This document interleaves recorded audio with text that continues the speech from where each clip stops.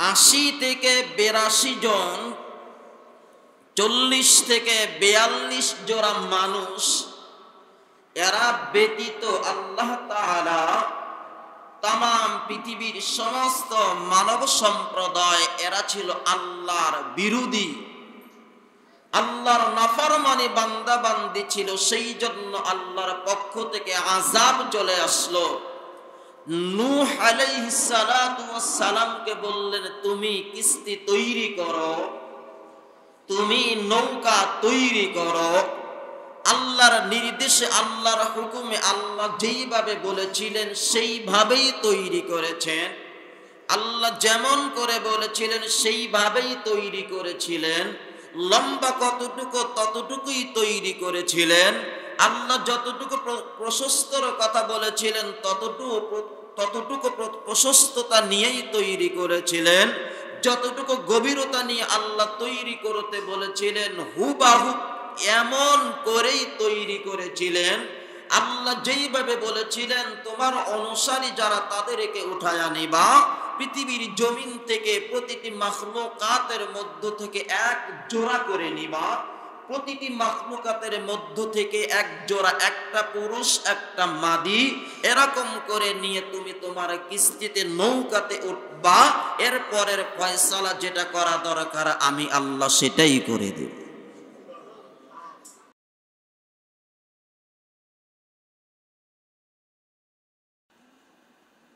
পৃথিবীর জমিনে এমন কিছু গজব বা আযাব বলেন বা আল্লাহ স্বয়ং যা কাজ করেন সেই জিনিসগুলো করার পরে মূলত ঘরবাড়ির চিহ্ন আলামত এগুলো থাকে না।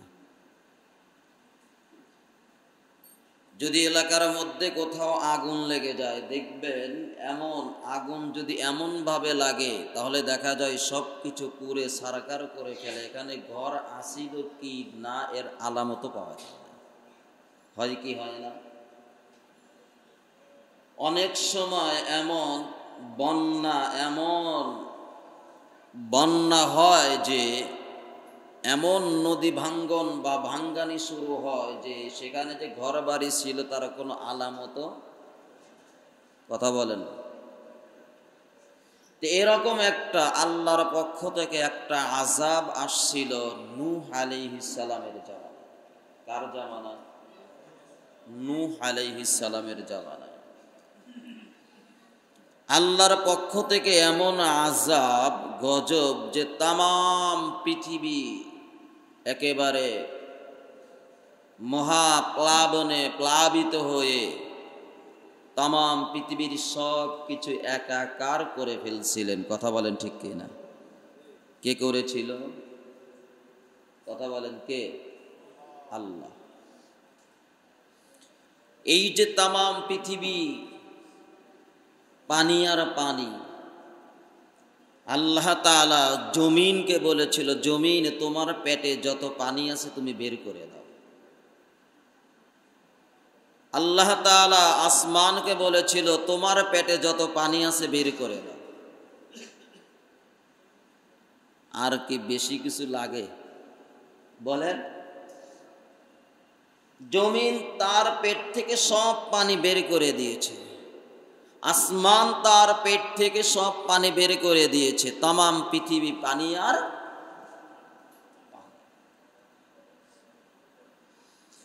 এই আযাব দেওয়ার মূল কারণ ছিল আল্লাহ তার নাফরমান বান্দা বান্দীদেরকে শেষ করে দিতে চান। কার নাফরমান? সবাই বলেন না কেন? আল্লাহ নাফরমান যারা করেছে ওই সময় তাদেরকে কি করে দেওয়া? শেষ করে দেওয়া। দুনিয়ার জমিনে দেখেন না, স্বাভাবিকভাবেই পৃথিবীর প্রতিটি রাষ্ট্রেই কমবেশি বিরোধী দল থাকে, আমাদের দেশেও আছে। অন্য অন্য দেশের তুলনায় আমাদের দেশের মধ্যে হিংসার পরিমাণ একটু বেশি। কথা বলেন ঠিক? কম না বেশি? যখন যেই দল ক্ষমতায় আসে মনে হয় আমি ফেরাউনের স্থানটা দখল করেছি। হ্যাঁ, কার স্থান?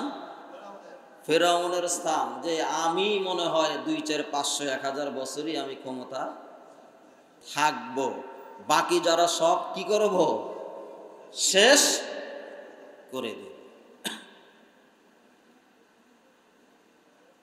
কারণ যে আমি আমার মতকে প্রাধান্য দিয়েছি, দেই। আমার মতের বিপরীত যারা আছে এদেরকে আর রাখবো। আমাদের দেশের পরিস্থিতি এমনই তো নাকি? আমার আল্লাহ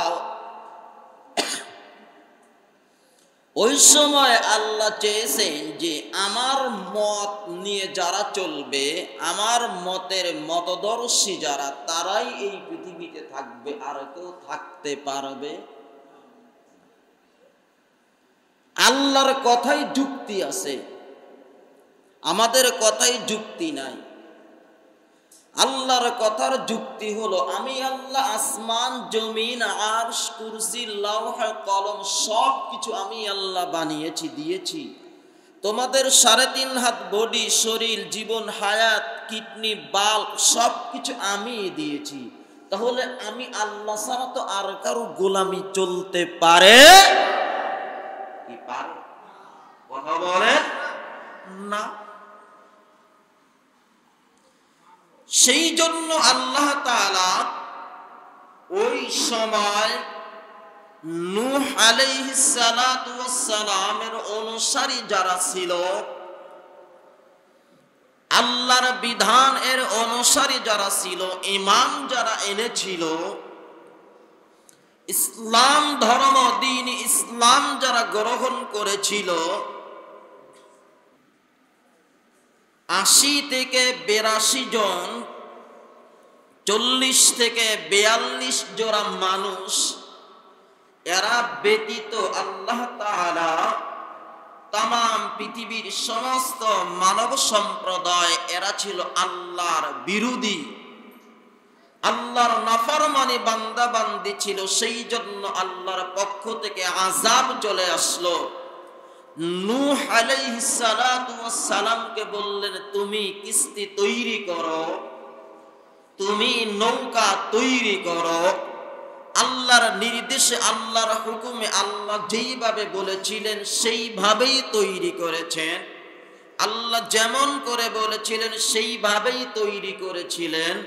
লম্বা কতটুকু ততটুকুই তৈরি করেছিলেন। আল্লাহ যতটুকু প্রশস্তর কথা বলেছিলেন ততটুকু প্রশস্ততা নিয়েই তৈরি করেছিলেন। যতটুকু গভীরতা নিয়ে আল্লাহ তৈরি করতে বলেছিলেন হুবাহু এমন করেই তৈরি করেছিলেন। আল্লাহ যেইভাবে বলেছিলেন তোমার অনুসারী যারা তাদেরকে উঠায়া নিবা, পৃথিবীর জমিন থেকে প্রতিটি মাখলুকাতের মধ্য থেকে এক জোড়া করে নিবা, প্রতিটি মাখলুকাতের মধ্য থেকে এক জোড়া, একটা পুরুষ একটা মাদি, এরকম করে নিয়ে তুমি তোমার কিস্তিতে নৌকাতে উঠবা। এরপরের ফয়সালা যেটা করা দরকার আমি আল্লাহ সেটাই করে দেব। যখন নূহ আলাইহিস সালাতু ওয়াস সালামের প্রিপারেশন একেবারে সুন্দর, নির্দেশ অনুযায়ী সব কিছুকে উঠাইলেন। কোন যন্ত্রগুলো কোন তলাতে থাকবে, কোনটা কোন অবস্থায় থাকবে, তাদের খাবার দাবার কি হবে, কেমন হবে, সব কিছুর ফয়সালা সুন্দর। আল্লাহর পক্ষ থেকে যখন ঘোষণা আসলো জিবরাইল যাও দেখো আমার পয়গম্বর নূহ আলাইহিস সালাতু ওয়াস সালামের সবকিছু ঠিকঠাক আছে কিনা।